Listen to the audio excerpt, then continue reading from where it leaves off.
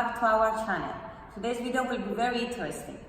We'll talk about why is strength training important for athletes, and we'll give you the top 4 exercises that are a must for strength training in our opinion. CrossFit can be defined as a strength and conditioning program. In this video, we will talk more about the strength part rather than the conditioning part, since we think the strength part is the one that is mostly neglected by coaches in sports.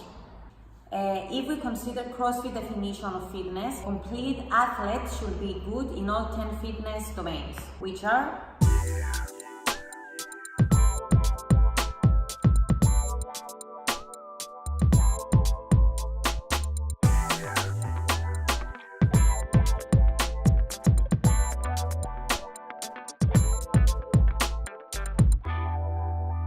If you can master all these 10 plus your sport-specific skills, your chances of becoming a top performer will increase. But to maintain all this, you must train and practice them, yes, in season 2. A good coach will know how to make changes in training during off-season, pre-season, and in-season. Most of these skills can be trained, practiced during sport-specific training sessions. Some of them can be trained, practiced both on court and gym, but strength can only be developed and maintained outside training sessions, that's in the gym. We will now show you our top 4 exercises for strength and power, and after we will talk about more on why you should maintain those exercises during in-season as well.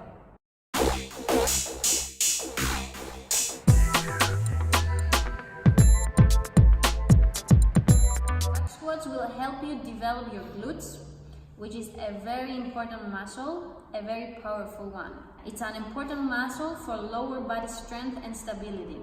The back squat will enhance quad strength. Back squat will help you develop stronger hamstrings. Hamstrings are involved in flexion and they act as natural brakes in running.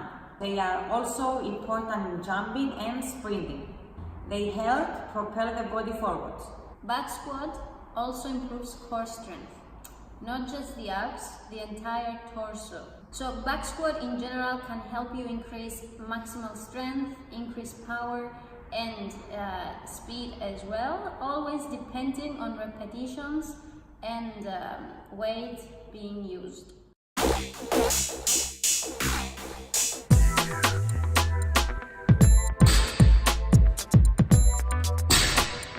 Many coaches and athletes are scared of it, but it's probably one of the best exercises to increase full body strength.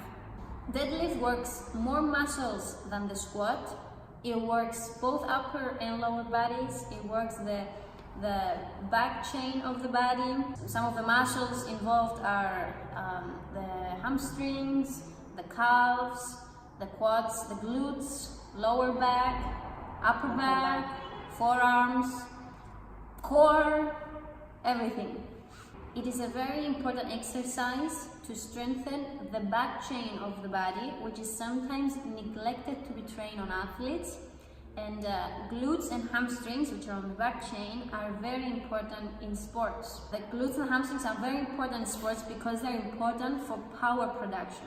Deadlift will help you learn to push through your feet on the ground to produce force. It's important when wanting to sprint fast, jumping high from standing. Deadlift can help you increase your maximal strength and power.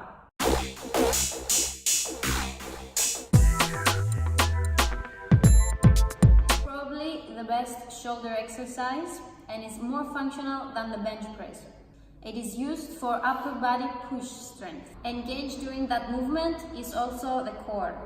The overhead press can be used to increase upper body strength and improve shoulder health.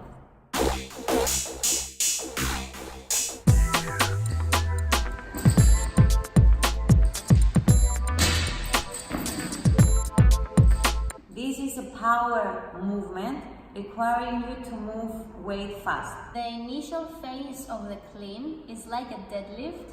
It requires intense muscle contractions, and it trains explosiveness from the ground, which helps with any fast-paced sports, with running or jumping. The second part of the clean, the high pull and the catch, is extremely helpful for athletes that need to move quickly on their feet.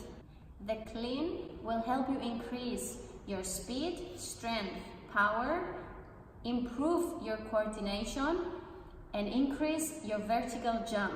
It is though a very technical exercise, and a good coach is a must. When we talk about those 4 exercises at the main 4, we don't mean that this is the only ones that are out there. We just think that those 4 are the most important to improve strength, power. Variations of these exercises can be equally be used effectively. For example, for back squat, you can do front squat.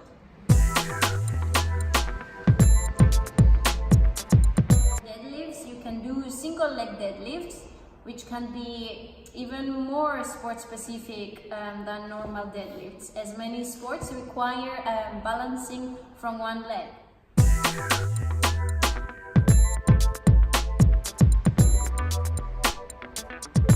For overhead press, you can do push press, power jerk, or even bench press.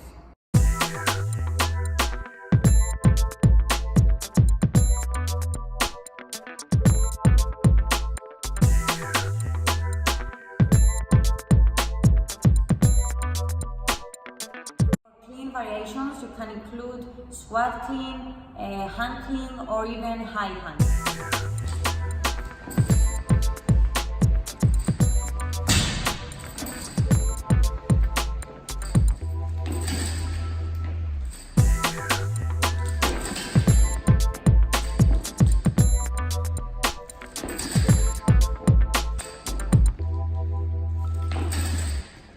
Producing force fast is important in all sports, so let's just talk a little bit about power. As you can see, power is in the middle.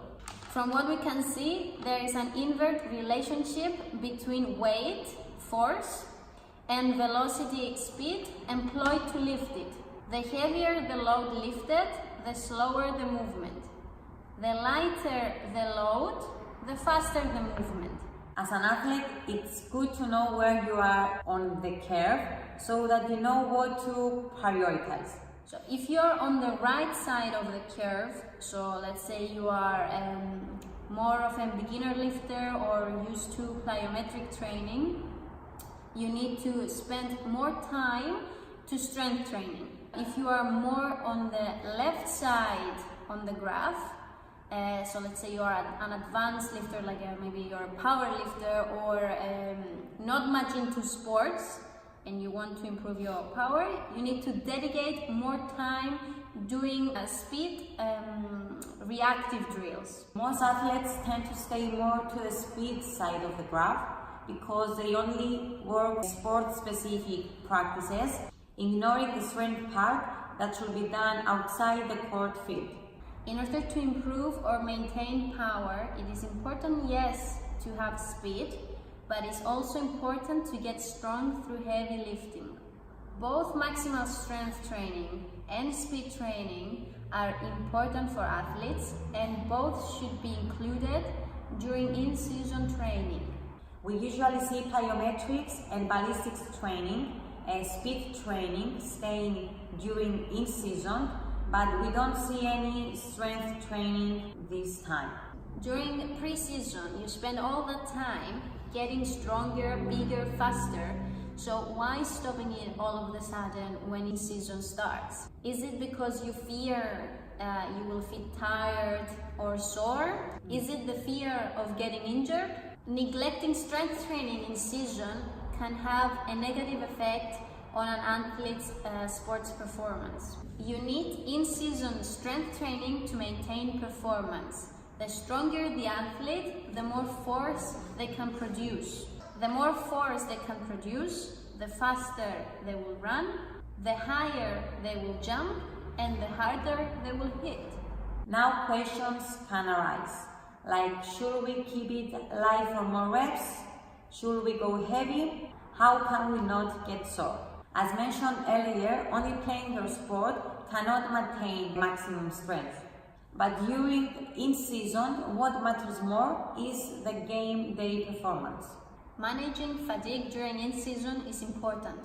The biggest contributor to fatigue is volume. Coaches will not cut down practice times, so the volume must be reduced in the gym, focusing on strength and power rep ranges. 1 to 5 reps per set for 3 to 5 sets can give you just the right amount of stimulus without giving you too much fatigue. Since now you are in season, you practice more sport-specific movements. Therefore, during the gym sessions, you should use more general exercise and leave a specific work to practice sessions and games. In the gym, work more general exercises that will help you counteract some of the imbalances that can occur during the repetitive movements of your specific sport. It is also important to limit muscle soreness as it can negatively affect your performance. It can decrease your range of motion, power, strength, and speed. Two ways can create soreness: excessive eccentric loading and new exercises. The goal should be more on concentric strength and not overloading eccentric contractions with loads of volume. Also, keep exercises simple and do not introduce new exercises during in-season. Practice what you practice during pre-season. Your gym sessions should always include the strength part with weights, together with speed work, plyometrics, ballistic training. Always train full body. No reason to train only one body part each session. Remember, you want to develop and maintain all the fitness domains, especially in season. The end result and your goal should be improved performance in terms of your ability to accelerate, decelerate, jump higher, sprint faster, and change directions quick. We hope you enjoyed this video. We hope that you found our advices helpful and that if you're a coach or an athlete, you will apply this and let us know of your opinions. Thank you. Bye. And extra.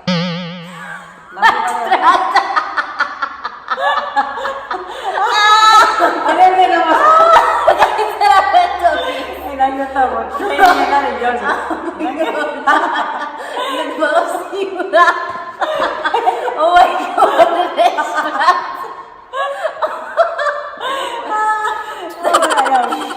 god, Sige,